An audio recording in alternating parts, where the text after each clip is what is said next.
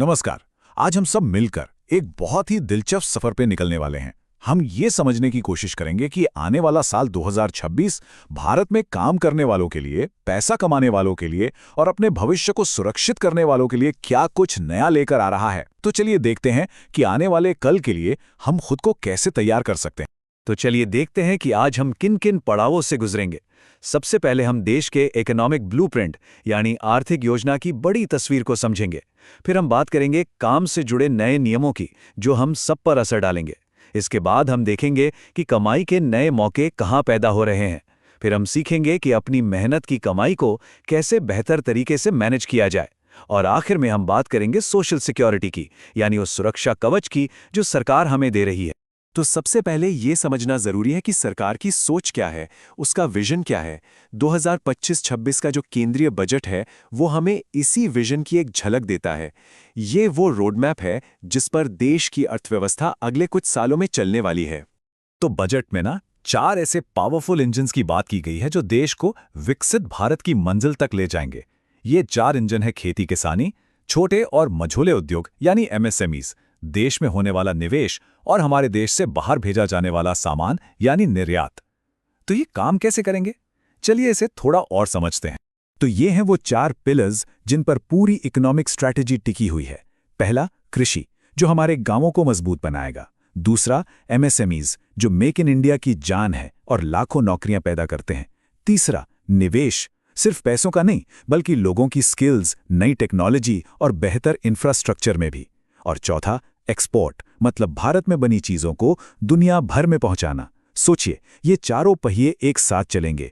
जब छोटे उद्योग बढ़ेंगे तो एक्सपोर्ट बढ़ेगा, एक्सपोर्ट बढ़ेगा तो देश में और पैसा आएगा, मतलब और इन्वेस्टमेंट आएगा। अब देखिए, सरकार का जो सबसे बड़ा फोकस है ना, वो है MSMEs पर, यानी माइक्रो, स्मॉल और मीडियम एंटरप्राइजेस। ये हमारे देश की अर्थव्यवस्था की रीढ़ की हड्डी हैं। देश में सबसे ज्यादा नौकरियां यही सेक्टर देता है और करोड़ों परिवारों का घर इन्हीं छोटे बिजनेस की वजह से चलता है। तो इसका सीधा सीधा मतलब क्या है? मतलब ये कि सरकार हर तरह से छोटे उद्योगों को पंख देने की कोशिश कर रही है। अब कोई भी छोटा बिजनेस सरकारी फायदे खोने के डर के बिना अपना आकार बढ़ा सकता है। लोन लेने में आसानी हो, इसके लिए क्रेडिट गारंटी को डबल करके 10 करोड़ कर दिया गया है। और जो नए आइडियाज के साथ स्टार्टअप शुरू कर रहे हैं उनके लिए भी एक बड़ा फंड बनाया गया है। और ये जो निवेश है ना, इसका स्केल देखिए, 1.5 लाख करोड़ रुपए। सरकार राज्यों को इतनी बड़ी रकम 50 साल के लिए बिना किसी ब्याज के दे रही है ताकि वो अपने यहाँ सड़कें, पुल और दूसरे जरूरी इंफ्रास्ट्रक्चर बना सकें। ये एक बहुत बड़ा पुश है देश के विकास के लिए। तो ये तो हो गई देश की इकोनॉमिक प्लानिंग की बात। अब आते हैं उस हिस्से पर जो हम में से हर नौकरी पेशा इंसान को सीधे सीधे अफेक्ट करेगा, काम के नए नियम।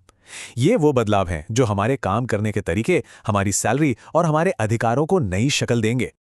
और ये बदलाव कोई छोटा मोटा नहीं है, ये एक बहुत बड़ा शिफ्ट है। सोचिए, पहले 29 अलग अलग तरह के लेबर कानून थे जो बहुत पुराने और उलझे हुए थे। अब उन सब को हटाकर सिर्फ 4 सिंपल और मॉडर्न लेबर कोड्स लाए गए हैं। इससे कंपनियों के लिए काम करना भी आसान होगा और कर्मचारियों के अधिकारों की रक्षा भी बेहतर तरीके से हो पाएगी। और शायद सबसे बड़ा और जरूरी बदलाव आया है गिग इकोनॉमी को लेकर। सोचिए, पहली बार हमारे कानून ने उन लाखों लोगों को पहचाना है जो फूड डिलीवरी, कैब चलाने या ऑनलाइन फ्रीलांसिंग जैसे काम करते हैं। अब तक ये लोग कानूनी तौर पर वर्कर की परिभाषा से ही बाहर थे। ये सच में एक गेम चेंजर है। पहले ये वर्कर्स एक तरह से सिस्टम से बाहर थे, लेकिन अब कंपनियों को अपनी कमाई का एक हिस्सा इनके सोशल सिक्योरिटी फंड में डालना ही होगा। इसका मतलब है कि अब इन्हें भी पेंशन और हेल्थ इंश्योरेंस जैसी सुविधाओं का फायदा मिल पाएगा जो अब तक सिर्फ ट्रेडिशनल नौकरी करने वालों को ही मिलता था।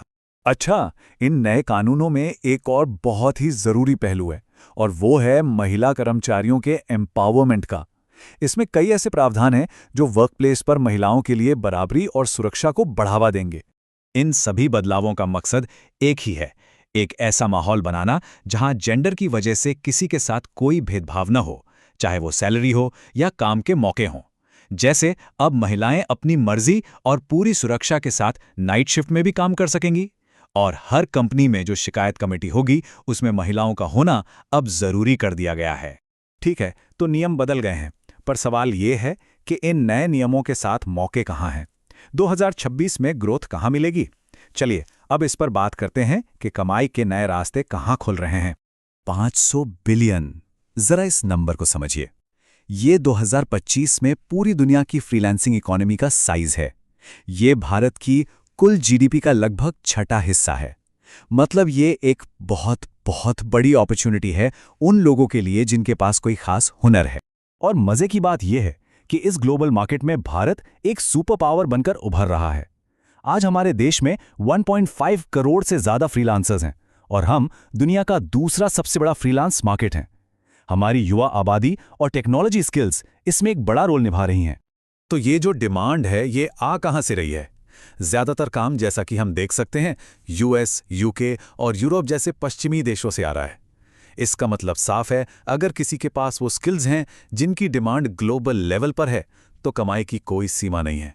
अच्छा, ये तो हुई फ्रीलांसिंग की बात। पर जो लोग ट्रेडिशनल जॉब्स में हैं उनके लिए क्या? यहां भी अच्छी खबर है। खासकर रियल एस्टेट और इंफ्रास्ट्रक्चर जैसे सेक्टर्स में सबसे ज्यादा सैलरी बढ़ने की उम्मीद है, क्योंकि सरकार इन सेक्टर्स में भारी निवेश कर रही है। ये टेबल देखिए, ये बहुत काम की है। इससे एक साफ साफ आइडिया लगता है कि किस स्किल के लिए मार्केट में क्या रेट चल रहा है। आप देख सकते हैं कि डेटा साइंस और मशीन लर्निंग जैसी स्पेशलाइज्ड टेक स्किल्स की डिमांड और रेट सबसे ज्यादा है। और एक और अच्छी बात यह है कि अब अच्छी कमाई के लिए बड़े शहर में रहना जरूरी नहीं है। तो फिर 2026 में सक्सेसफुल होने का मंत्र क्या है? देखिए, कुछ स्किल्स तो अब बेसिक बन चुकी हैं, जैसे स्मार्टफोन चलाना या थोड़ी बहुत इंग्लिश। लेकिन जो चीज़ आपको दूसरों से आगे ले जाएगी वो है एआई टूल्स को इस्तेमाल करने की कला, नई चीज़ों को तेज़ी से सीखने की क्षमता और ड्रोन पायलट या ईवी सेफ्टी जैसे किसी खास फील्ड में लाइसेंस या सर्टिफिकेट। तो ठीक है, स्किल्स भी हैं, काम भी मिल गया, लेकिन कहानी यहीं खत्म नहीं होती। असली चैलेंज तो ये है कि उस कमाए हुए पैसे को सही सलामत अपने पास कैसे लाया जाए और उसे बढ़ाया कैसे जाए। चलिए अब मनी मैनेजमेंट के कुछ स्मार्ट तरीकों पर नजर डालते हैं। जरा इस आंकड़े पर गौर कीजिए। भारत में एक एवरेज फ्रीलांसर साल का 20 लाख रुपए कमा रहा है और लगभग 1/4 लोग तो 40 लाख से भी ज्यादा कमा रहे हैं।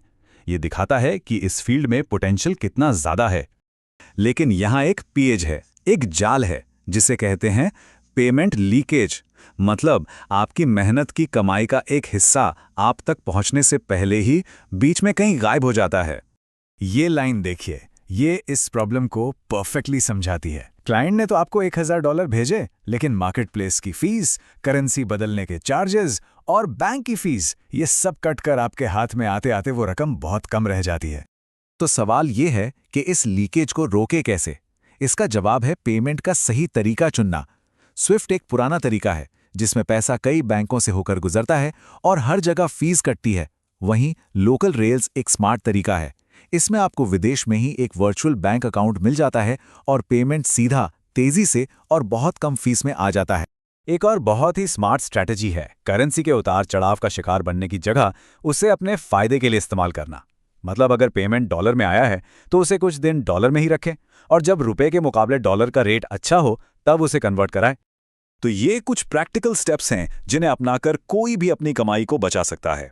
हमेशा क्लाइंट से उसकी लोकल करेंसी में ही पेमेंट मांगें, एक वर्चुअल बैंक अकाउंट का इस्तेमाल करें और सही समय पर करेंसी कन्वर्ट करें। इससे फायदा भी ज्यादा होगा और टैक्स से जुड़े दस्तावेज भी आसानी से मैनेज हो जाएंगे। और अपनी कमाई को बढ़ाने के लिए अब एक नया और बहुत ही एक्सेसिबल रास्ता खुल रहा है, जिसे कहते हैं माइक्रो म्यूचुअल फंड। ये उन लोगों के लिए है जो बहुत छोटी रकम, जैसे महीने के कुछ 100 रुपए से ही निवेश की दुनिया में कदम रखना चाहते हैं और अपनी बचत को बढ़ाना चाहते हैं। चलिए अब हम अपने आखिरी और शायद सबसे जरूरी हिस्से पर आते हैं, सोशल सिक्योरिटी, यानी वो सुरक्षा कवच जो मुश्किल वक्त में हमारा सहारा बनता है। अच्छी बात यह है कि नए लेबर कोड्स और सरकारी योजनाओं ने इस सुरक्षा कवच का दायरा बहुत बढ़ा दिया है। अब इसमें गिग वर्कर्स से लेकर असंगठित क्षेत्र के मजदूरों तक ज्यादा से ज्यादा लोगों को शामिल किया जा रहा है। ये स्कीम खास तौर पे उन लोगों के लिए है जो अनऑर्गेनाइज सेक्टर में काम करते हैं, जैसे स्ट्रीट वेंडर, कंस्ट्रक्शन वर्कर। ये एक तरह का बुढ़ापे का सहारा है।